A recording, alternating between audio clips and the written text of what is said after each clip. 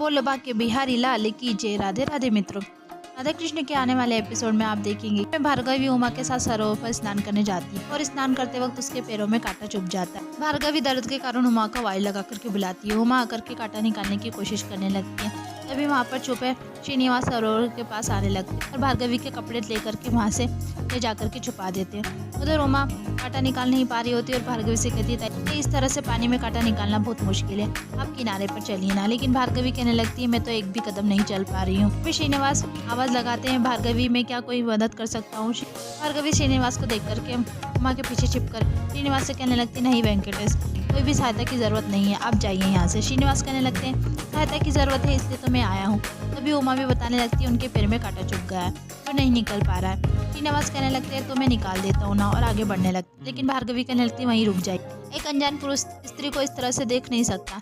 श्रीनिवास भी कहने लगते कि मैं कोई अनजान थोड़ी ना हूँ, कल ही तो हम मिले थे ना हांडी फोड़ में, जब मैं गिरा था आप भी तो देखने आई थी ना मुझे। और कहने लगते हैं अच्छा तो एक काम करते हैं, मैं अपनी आंखें बंद कर लेता हूँ, आंखें बंद करके मैं आऊँगा और जल के अंदर जाने के बाद अपनी आंखें खोल करके कांटा निकाल करके जल से बाहर आ जाऊँगा, तो अपनी आंखें फिर से बंद कर लूँगा तो ठीक होगा ना। भार्गवी यह सुनकर के मान जाती है और कांटा निकालने के लिए कहने लगती है। श्रीनिवास आंखें बंद करके लड़खड़ाते हुए सरोवर की तरफ बढ़ने लगते और पूछने लगते भार्गवी मुझे बताओ तो सही कि आप लोग कहाँ हो, मुझे कोई दिखाई नहीं दे रहा है। उमा आवाज़ लगा करके श्रीनिवास का मार्गदर्शन करने लगती है। भार्गवी भी सोचने लगती है अगर यह पीड़ा नहीं हुई होती ना तो मैं इसकी सहायता कभी नहीं लेती।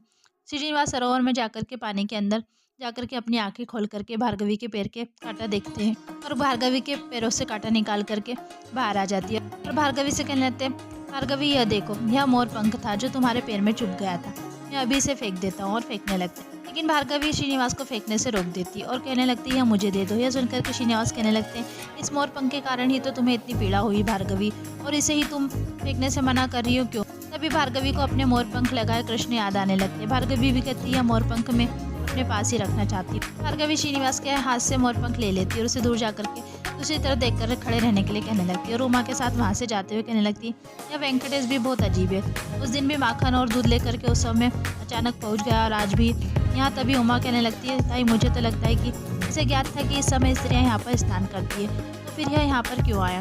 भार्गवी कहने लगती तुम रुको मैं अभी देखती हूँ। और श्रीनिवास से पूछने लगती है जब तुम्हें यह पता था कि हम यहाँ पर स्नान कर रहे हैं तो तुम यहाँ पर क्यों आए। श्रीनिवास भी कहने लगते हैं मैं क्या करता, मैं खुद को रोक नहीं पाया।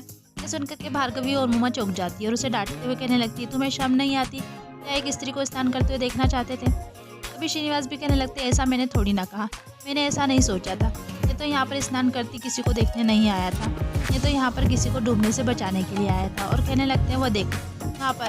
तभी भार्गवी कहने लगती है उमा यह तो वेंकटेश की पत्नी भार्या है। श्रीनिवास भी कहने लगते हैं मैं तो अपनी पत्नी को डूबने से बचाने के लिए यहाँ पर आया था। वो सरोवर से बाहर निकल जाते हैं। गोविंदराज भी सोचने लगते हैं कि किस तरह से पहले श्रीनिवास ने खुद ही उसे सरोवर में धक्का दे दिया और फिर खुद ही सहारा देकर के सरोवर से निकाल दिया।